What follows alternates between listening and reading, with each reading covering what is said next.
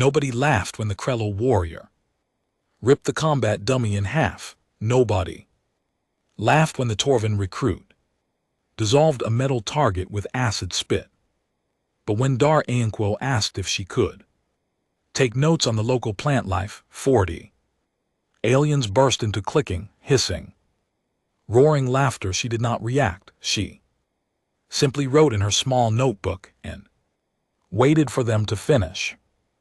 Recruitment shuttle had brought 42 soldiers from 17 species to training Station Omega-7.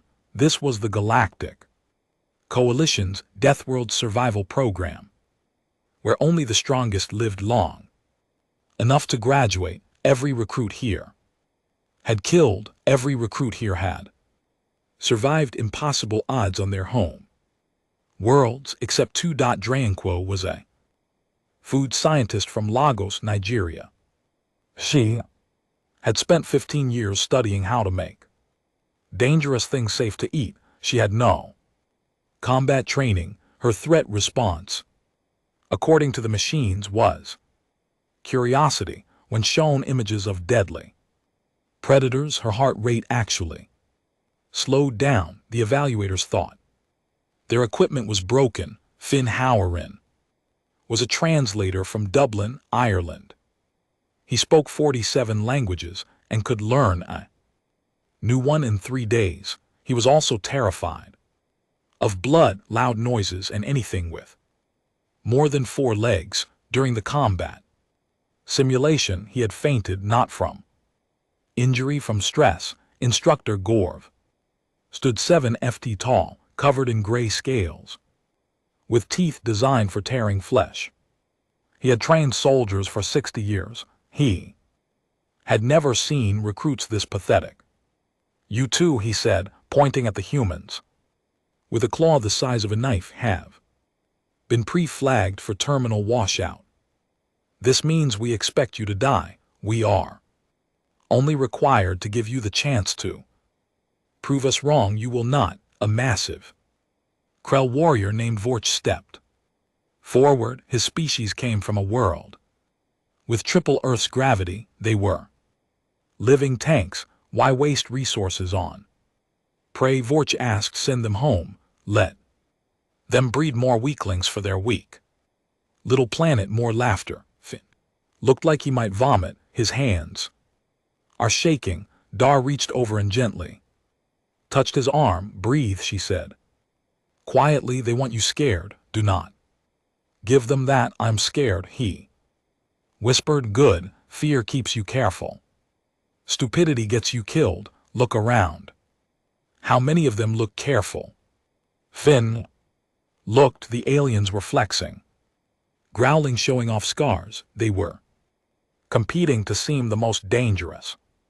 None of them were watching. None of them were thinking. Darrow was watching everything. You two will be partners, Gorvas announced. Since neither of you has any useful skills, you can die together. Your first assignment is Carrion 4. The room went quiet. Even Vor stopped smiling. Carrion 4 was nicknamed the Digter. It was a world where the ecosystem actively dissolved organic matter. The rain was acid. The plants were acid. The air itself could burn lungs. Teams went in with heavy armor and military weapons. Many did not come back. That is a death sentence, one of the Torven recruits said, even for us. Then they should have been better soldiers, Gorvas replied. Departure is in 1 hour. Collect your equipment. Other recruits filed out to gather weapons, armor, and survival gear. Draw walked to the equipment station and selected a small cooking kit, some containers, basic tools. The supply officer stared at her. You want cooking equipment for carrying 4? Yes. Not weapons. I do not know how to use weapons. I know how to use this. You will die in the first hour, perhaps. Draw packed her kit carefully. But I will die prepared. Finn approached her, still pale and shaky. He carried only his Translation tablet, a device that could analyze and decode any language. What is your plan? He asked. Please tell me. You have a plan, I have questions. Dar said, plans come from answers. First question, can you read the alien?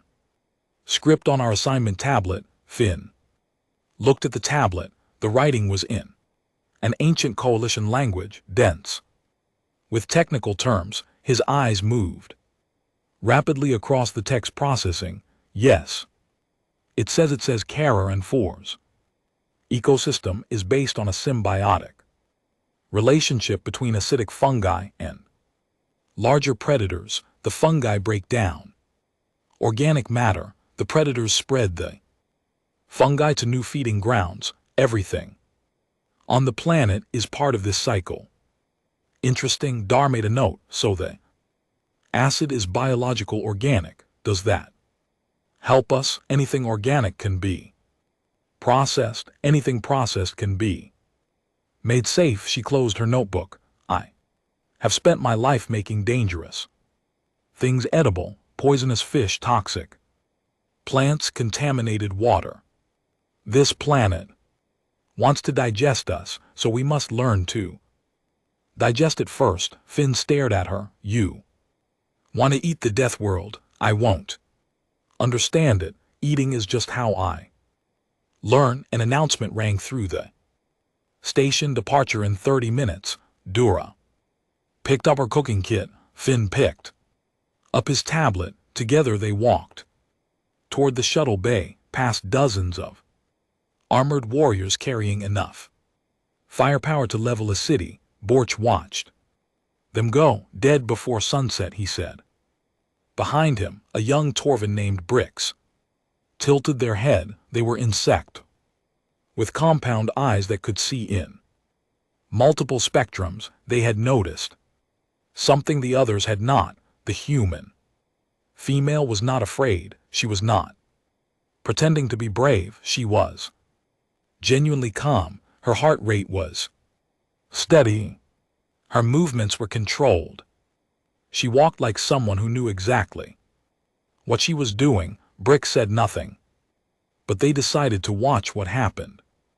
Next, the drop pod hit the surface of carrying for like a bullet through rotten fruit. Dra felt the impact shake through her bones. Then silence. Outside the small window, green mist swirled against glass that was already starting to fog from chemical erosion. Atmosphere is corrosive, Finn said, reading his tablet with trembling hands.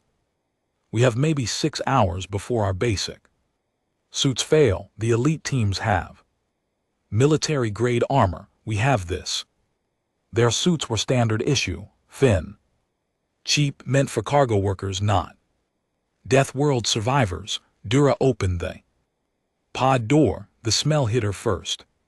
Sulfur and rot and something sweet underneath, like overripe fruit left. The sun, the ground was covered in a thick layer of gray-green fungus that pulled slightly like breathing skin. Every few seconds, drops of liquid fell from the strange twisted trees above. Where the drops landed, the fungus hissed and bubbled. Acid rain. Finn whispered, we need to find shelter. No. Dar stepped out onto the fungal carpet. It squished under her boots but did not burn through. We need to find food. Food? We're going to dissolve in 6 hours and you want to cook. I want to survive. Survival requires understanding. Understanding requires samples. She knelt down and carefully scraped some of the gray-green fungus into a container. This is what produces the acid. If I can understand how it works, I can find a way to neutralize it. Finn looked around desperately. In the distance, he could hear screams. Other teams were already encountering the planet's wildlife. Gunfire echoed through the mist, followed by more screaming. The predators are hunting, he said. Then we should not act like prey. Dra continued collecting samples. calm as a scientist in a laboratory. Tell me what your tablet says about the rain patterns. Finn forced himself to focus. His hands were shaking so badly. He almost dropped the device, but when his eyes found the data, something shifted in his brain. Patterns, he was. Good patterns. The rain is not random. He said slowly, it follows movement. The acid concentrations are higher in areas where creatures have recently traveled. The fungi are tracking something. They're tracking prey. Dar nodded. Fungi produce acid in response to organic movement, more acid. The predators have learned to use this. They wait for the fungi to weaken their targets, then they attack. So if we stay still, then we become invisible. But we cannot stay still forever. We need a better solution. She set up her small cooking station right there on the fungal ground. Finn watched in disbelief as she lit her portable stove and began heating the sample she had collected. What are you doing? Testing, she added. Water from her canteen. Watched it bubble and hiss, then added a powder from her kit. This is sodium bicarbonate baking soda, one of the oldest neutralizing agents humans know. If this fungus produces acid, then base should. The bubbling stopped. The sample in her container turned from green to a dull brown. It no longer hissed, it no longer pulsed. Finn stared. You killed it. I neutralized it. Draw picked up the sample, sniffed it carefully, then took a tiny bite. What are you doing? Are you insane? She chewed slowly, thinking, earthy, slightly bitter. The texture is wrong. But that is just moisture content. If I dry it properly and add salt. She swallowed. Edible, barely, but edible. You just ate Deathworld fungus. I ate processed Deathworld fungus. There is a difference. She began preparing more samples. Help me gather enough for tonight. If I am right, this will save our lives. Finn wanted to argue. He wanted to run, to hide, to find some safe corner and wait for rescue. But there was no rescue coming. There was no safe corner. There was only this strange, calm woman who ate poison and asked for seconds. He started gathering fungus.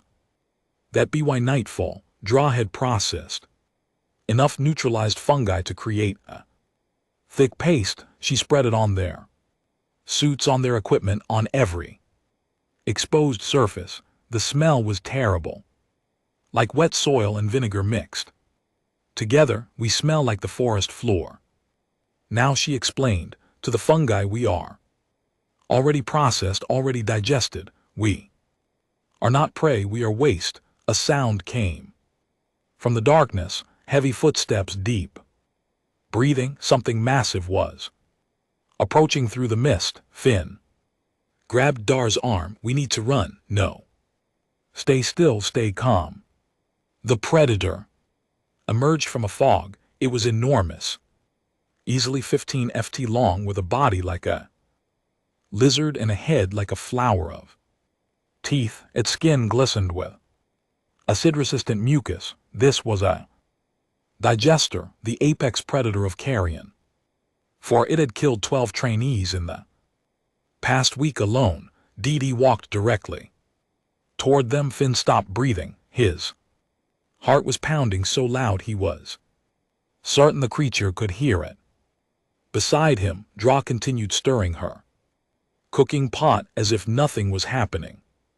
The digester reached them. It lowered its massive head and sniffed. Its breath smelled like acid and rotting meat. It sniffed again, confused. Then it turned and walked away. Finn collapsed to his knees. Ow, what? We smell like digested fungus. Star said to that creature, we are already processed. We are not food. We are just part of the environment. That should not have worked. Many things that should not work. That is the difference between theory and practice. She handed him a bowl of the processed fungus. Eat, you need strength for tomorrow. Finn looked at the gray-brown paste. It smelled like dirt. It looked like something scraped from the bottom of a swamp. He ate it anyway. Somewhere in the distance, they heard Vor's team fighting for their lives. Gunfire, explosions, screams. Dar and Finn sat in the darkness, surrounded by death, eating dinner. 3 days on Carrie and Vor and Dra had started to enjoy herself. This worried Finn more than they. Monsters, you are humming, he said, watching her collect samples from a bubbling pool of acid. Why are you humming?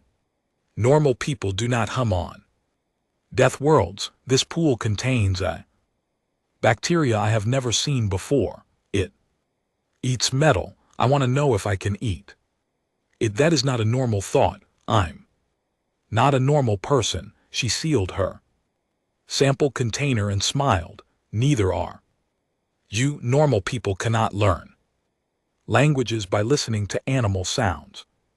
For 10 minutes, Finn had discovered that talent. Yesterday, the small creatures of Carrion 4 communicated through chemical signals and vibrations. His brain had started recognizing patterns, predicting their movements, understanding their warnings. It was not quite language, but it was close enough. The ground crawlers are agitated, he said.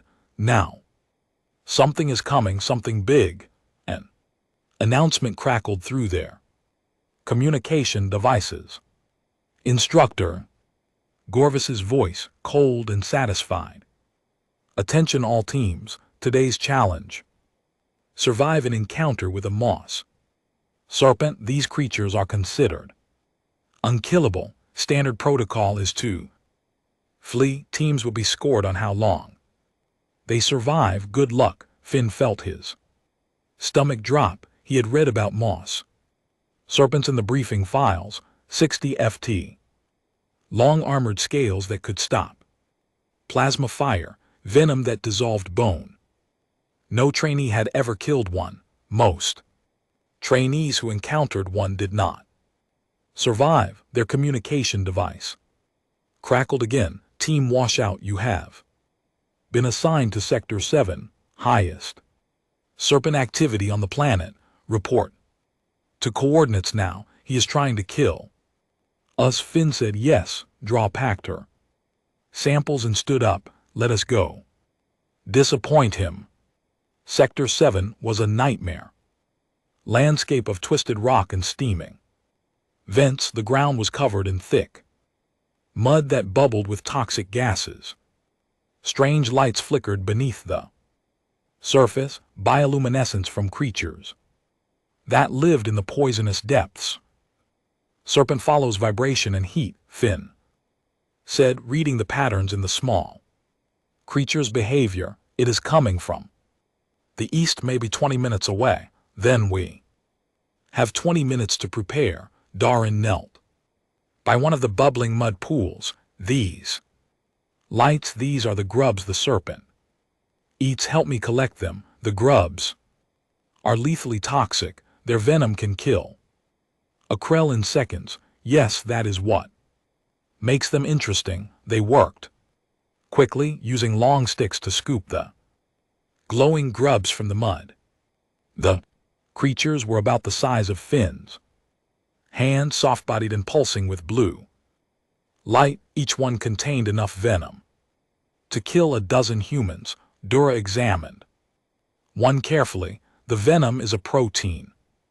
Proteins break down with heat. If I cook this at the right temperature for the right time, you cannot be serious. I'm always serious about food. She set up her cooking station while Finn kept watch, tracking the serpent's approach through the behavior of smaller creatures. The ground was starting to shake. The beast was close. Dar worked with steady hands. She cleaned the grub, removed the venom sacs, and began heating the flesh over her portable stove. The smell was strange, like seafood and flowers mixed together.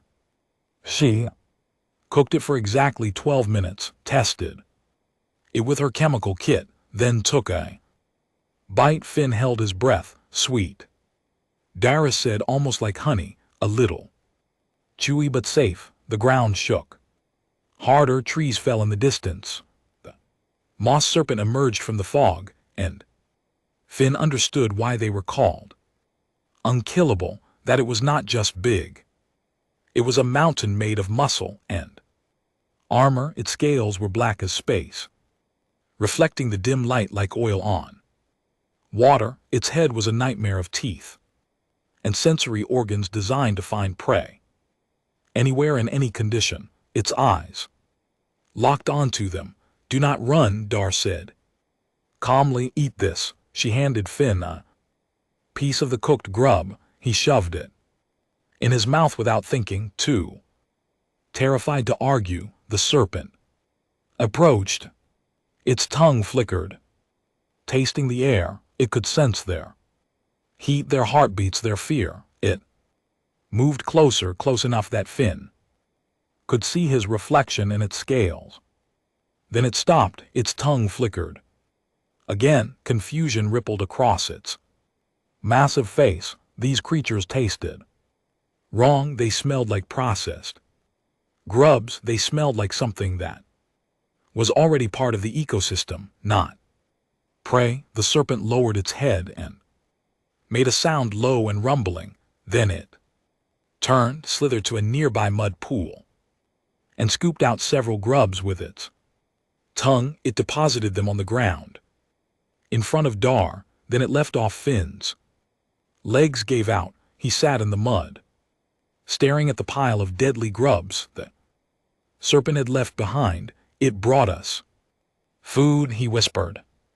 The unkillable monster brought us food. We smell like a cleaner species now, Dar explained.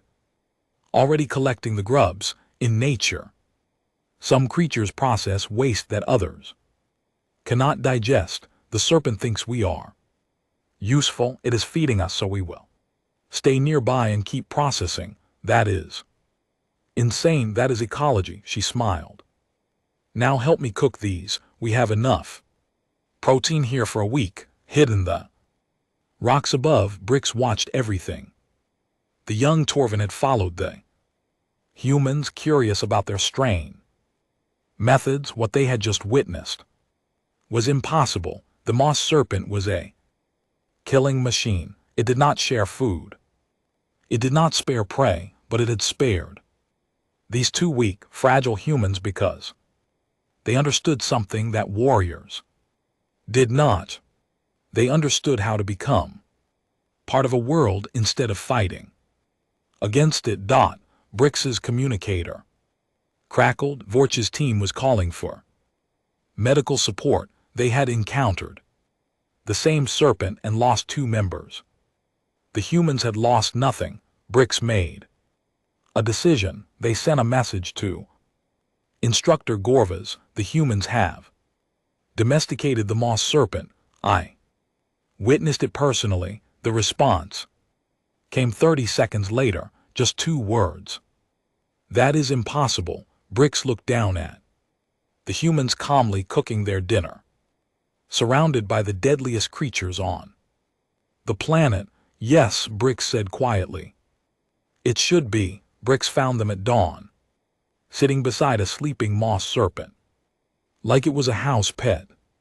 The young Torvin had tracked them through the night, stepping carefully over toxic pools and ducking past creatures that would have killed most soldiers, but they closer Brix got to the humans, the safer things became. The predators avoided this area. The acid rain fell lighter here. Even the air smelled cleaner. How? Brix asked, standing at the edge of their camp. How did you do this? Dra looked up from her cooking pot. Do what? All of this? Brix gestured at the serpent, at the peaceful clearing, at the complete absence of Death, my team has lost 4 members.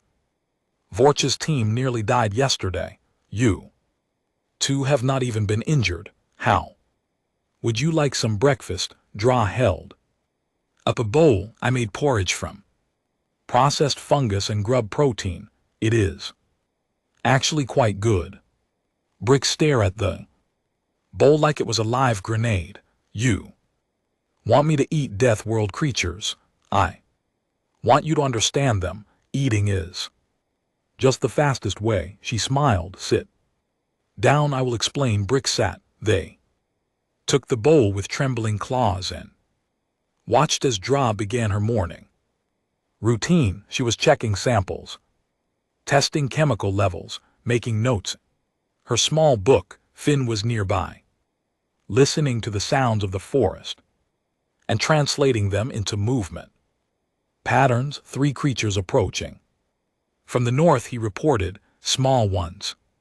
Scavengers, they are curious but not aggressive. Good, they can have the scraps. Dar turned back to Bricks.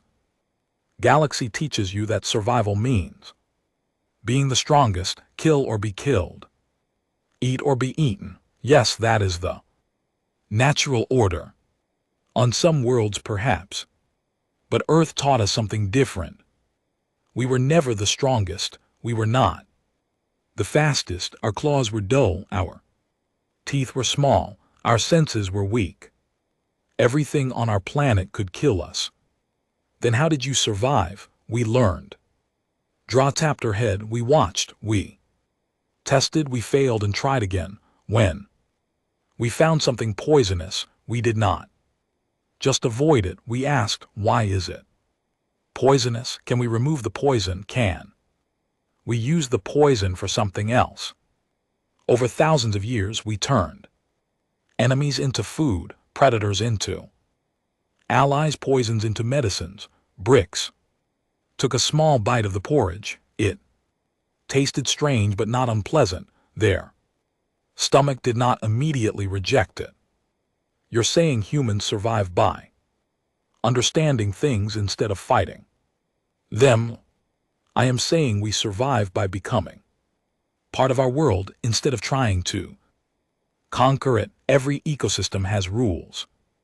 Learn the rules and you do not need to fight. Their communicator crackled.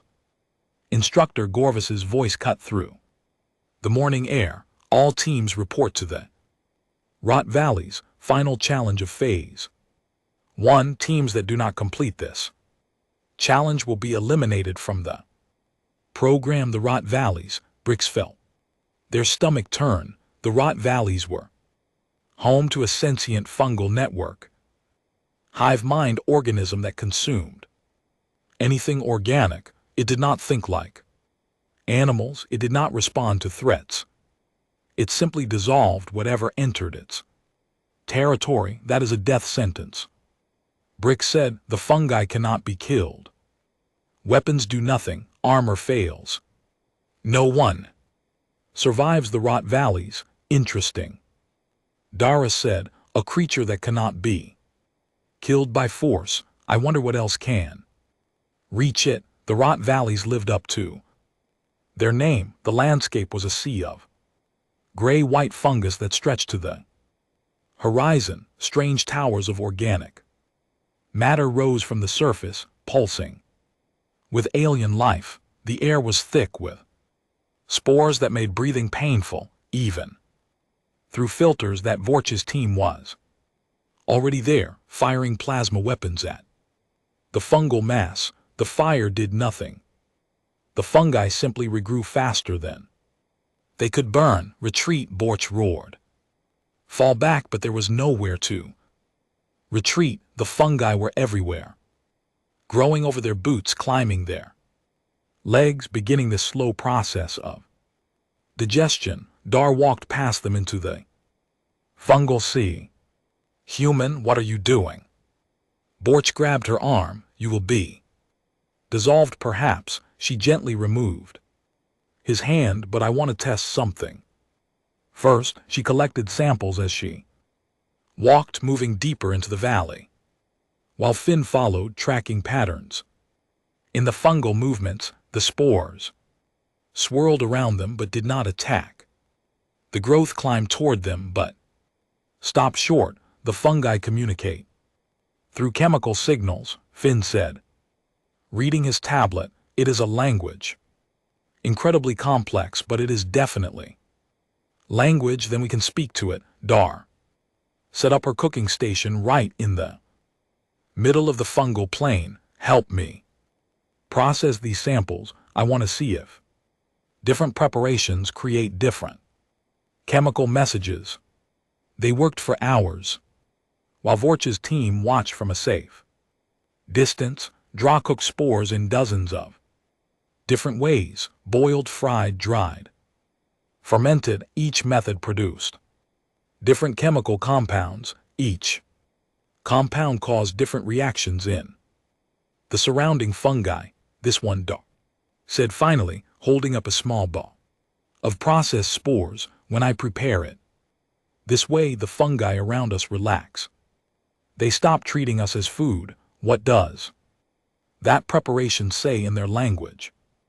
I'm not sure, but I think it means something like not food ally. She placed the processed sample on the ground. The fungi touched it, absorbed it, analyzed it. Then something remarkable happened. The fungal network shifted. It stopped trying to consume them. Instead, it began bringing them things, nutrients, water, resources it had collected from other victims. The hive mind was feeding them.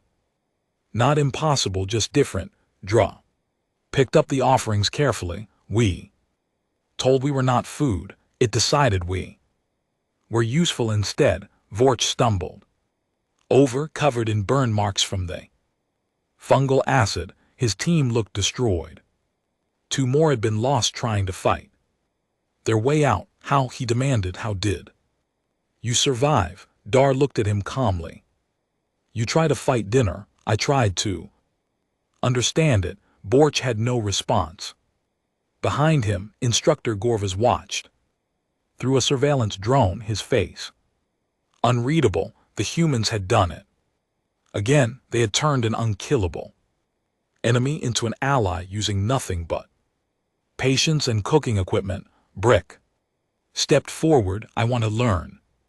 Whatever you are doing, I want to learn it. Dra smiled and handed them a bowl of processed fungus.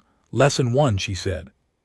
Everything is food if you prepare it correctly. Gorvas had trained soldiers for 60 years. He had watched thousands die on Deathworlds. He had broken the strongest warriors the galaxy had ever produced. He had never in all that time felt embarrassed until now. The report sat on his desk like accusations. Human female had survived every challenge. She had befriended a moss serpent. She had communicated with a sentient fungal network. She had turned the deadliest ecosystems in known space into buffet restaurants, and she had done it all with cooking equipment. His superiors were asking questions. Other instructors were making jokes. Vorch, his star pupil, had requested permission to study the humans' methods. The entire program was becoming a laughingstock because 2 weaklings refused to die properly. There was only one solution: the ancient protocol. The instructors challenged that he called the humans to his office. They arrived looking exactly as they had on day 1, the female calm and curious, the male nervous but controlled. Neither of them looked like they had spent weeks on Deathworlds. Neither of them looked afraid. You have survived longer than expected, Gorvas said. I'm impressed. Thank you, Dar replied. Your Deathworlds have excellent cuisine. Gorv felt his eye twitch. I'm invoking the instructors challenge. Do you know what this means? I do not. It means I will personally hunt you on the final exam world, Verdun. 9, a jumbled death trap where I have Killed hundreds of trainees. If you survive until dawn, you pass the program. If not, you let the threat hang in the air, and if we refuse, you fail. You're sent home in disgrace. Your species is marked as unfit for coalition service. Finn looked like he might faint. Darla looks thoughtful. Verd. She said, that is the world with carnivorous plants in the thornback. Predators. Yes, you have studied. I like to know what I am eating. Gorvis bared his teeth. You will not be eating anything on Verdine. I know that world better than I know my own scales. Every path, every creature, every danger. You will not last an hour. Dar smiled. Then we should pack warm clothes. Jungles get cold at night. Verdant 9 was beautiful in the way that venomous snakes are beautiful. Bright colors everywhere. Warning of death. The trees moved on their own, reaching for warm bodies with thorn branches. The flowers sprayed toxic pollen that could blind or paralyze. The insect were the size of dogs and twice as aggressive, and somewhere in all of that, Gorvis was hunting them. Finn crouched beside Dar in a hollow beneath a fallen tree. His tablet showed the movements of predators around them. His fear for once had settled into a cold focus. He is circling to the east, Finn whispered. The local creatures are fleeing from him. He is not being subtle. He does not need to be subtle. He knows this world. Dar was examining a small berry she had found. But knowing is not the same as understanding. What is the difference? He knows which creatures are dangerous. I want to know why. She crushed the berry between her fingers. These grow everywhere on the planet. Most creatures ignore them, but the thornbacks, the apex predators, they avoid these completely. Why? Perhaps they taste bad. Perhaps, or perhaps, she thought for a moment. Finn, what do you know about allergies? Allergies, that is when the body overreacts to something harmless. It treats a safe substance as a threat and attacks itself. Exactly. And if the most dangerous predator on this planet avoids a common berry that everything else ignores, it might be allergic. It might be very allergic. They spent the next hour collecting berries while Gorvis closed in around them. Processed them into a thick paste, testing its chemical properties, making adjustments. When she was satisfied, she covered herself and Finn in the mixture.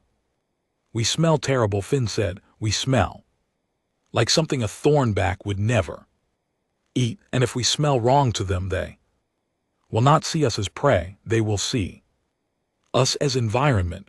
Gorvis found them at midnight that he emerged from the jungle like a ghost, silent and deadly. His scales blended with the shadows. His claws gleamed with anticipation. He had tracked them for hours, enjoying the hunt, savoring the moment when he would finally end these embarrassing humans. They were sitting in a clearing, not hiding, not running, just sitting there beside something massive and dark. Gorvis froze out a thornback, the apex predator of Vern 9, 15 FT of armored muscle and razor teeth. It could kill a Krell warrior in seconds. It had killed many, and it was sleeping 3 FT from the humans. Good evening, instructor, Dar said calmly. Would you like some tea?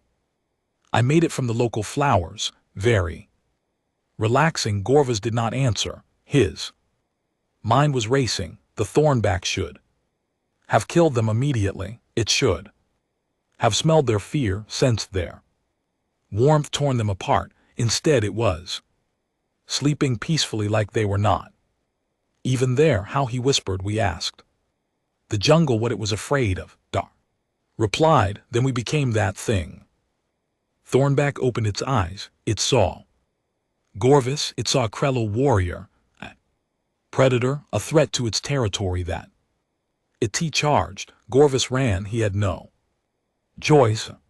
60 years of experience told him that standing ground against a charging Thornback was suicide. He ran faster than he had ever run in his life, crashing through the jungle while the monster pursued behind him. He heard Dar's voice calling out, "Do not hurt it. It is just scared of you." Gorvis did not stop running until dawn. When the sun rose, he was 3 miles from the clearing, exhausted, humiliated, and alive only because the Thornback had eventually lost interest. He had failed.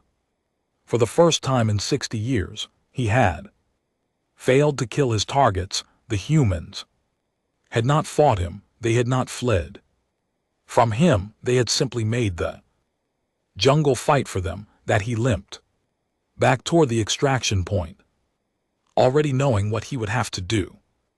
Next, he would have to admit they had won. 19 survivors stood in the graduation hall of training station Omega 7. They had entered as 42. They had been broken, tested, and rebuilt by the deadliest worlds the galaxy had to offer. The weak had been eliminated. The strong remained, and somehow impossibly, the 2 weakest recruits stood among them. Dura Aeon Quo looked exactly as she had on day 1, calm, curious, holding her small notebook full of recipes for death. Beside her, Finn Howren stood, straighter than before. The fear had not left his eyes, but it had been joined by something else: confidence, understanding. Instructor Gorvis walked to the podium. His scales had new scars from his night fleeing through Verdun 9. He had not spoken about what happened. He did not need to. Everyone knew. "You have completed the Deathworld survival program," he said, his voice flat. "You have proven yourselves capable of surviving the worst environments in known space. You are now qualified for deployment on Coalition frontier worlds." He paused. The next word seemed to cause him physical pain. "All 19 of you, including the humans, were stepped forward." Instructor, the humans did not complete any challenge through combat. They did not defeat any predator. They did not fight at all. How can they be considered survivors? Because they survived. Gorvis turned to face the massive Krello warrior. "The program does not require combat, it requires survival. They survived everything we threw at them. By the rules of this program, they have passed, but their methods their methods worked. Yours did not. You lost 4 team members. They lost 0. Gorvis's voice was bitter. That is the end of the discussion. The ceremony continued, but the tension in the room was thick. Half the graduates were staring at the humans with confusion. The other half were staring with something like fear. After the ceremony, an ancient being approached Dra. "Admiral, Yesix was from a species of strategists, creatures who had lived for thousands of years and seen empires rise and fall. Their body was like flowing water, made solid, constantly shifting and reforming. You are the human who eats death worlds." Yesix said, "I prefer to think of it as understanding them. Eating is just how I communicate." Interesting perspective. Yesix gestured toward a private room. "Walk with me, I have questions." The room was simple: 2 chairs, 1 table, nothing else. Yesix settled into a shape that suggested sitting, though their body did not truly need the chair. The Coalition has been fighting a war for 300 years. Yesix began. "An enemy that adapts to everything we throw at it, every weapon we develop, they counter within months. Every strategy we try, they learn and overcome. We are losing slowly, but certainly. What kind of enemy? Collective species like your fungi. Friend in the rot valleys, but larger. Spread across 1,000 worlds, it does not think like us, it does not respond to threats, it simply adapts and expands. Dar nodded slowly. You have been trying to kill it. Of course it is an enemy. What else will we do? Have you tried understanding it? Yes. Was silent for a long moment. Understanding an enemy that exists only to consume. The Mozarpen exists only to consume.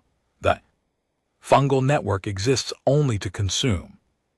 Every predator we met existed only to consume, and yet with the right approach we turn them into allies. Dar leaned forward. What if your enemy is not evil? What if it is just hungry?